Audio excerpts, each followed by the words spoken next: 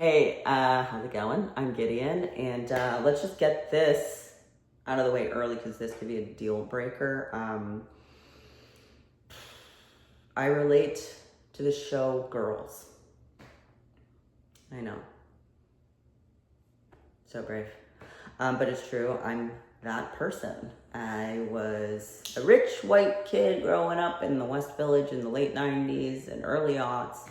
And I did have quite a few things in common with Hannah Horvath, more than most people would ever want to admit. And I was, only 3 years older than the eponymous Girls when it aired. And here's the kicker: I genuinely thought I was a girl until I was like 35. So yeah, Now I can already hear you saying, "Wow, that's a lot to unpack." Right out of the gate. And yeah, that tracks because one of the things I've discovered in my recent foray into the wonderful world of therapy is that I have this deep, debilitating need to be liked by everyone. Which probably explains why I'm currently recording myself doing stand-up for the potential amusement, but more likely the Schadenfreude of complete strangers. Exposure therapy. Because there's no quicker way to have people express how much they hate you than recording yourself doing pretty much anything and then posting it on the internet. But I don't have a social media following, so I figure next best thing, submitting this self-tape and then just like imagining a group of really catty queens watching it and roasting me. I do think I tend to like address my inner shame by just like immediately ripping the Band-Aid off and front facing the most embarrassing parts of myself as quickly as possible so we can just find out, right there if you're gonna hate me. And thanks to my time on TikTok, I now know that the kids call that trauma dumping, and it's maybe not how you start healthy relationships. So probably explains why I'm in therapy in the first place. But yeah, Girls made me think I was a girl. And then a decade later, TikTok taught me that I'm actually trans and non-binary. Yeah. TikTok.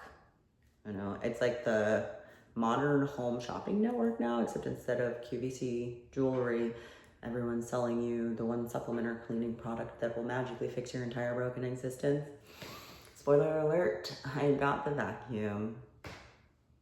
It's fine. Now, some people might say I have a TikTok addiction, but TikTok has taught me that you could also have a mob of angry teens threaten your life for using that term insensitively, so I'm not gonna call it that. But it used to feel like the wild west of social media, and I got like lassoed right in there at the top of the panini. That's a TikTok term. And to be clear, the thing that got me, nerdy thirst traps. And if you're not familiar, we're talking tattooed, queer, neurodivergent cosplayers. So think the AV club and theater type kids from your high school, but they grew up and got really hot. So picture this, pandemic hits. These magnificent specimens are locked indoors, no conventions, no networking events, no massage circles to turn into orgies. The world's going full Dickens, right? But the internet was parched.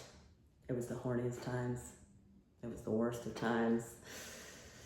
And it is a quick hop, skip, and a jump from cosplaying TikTok to trans and gender nonconforming TikTok.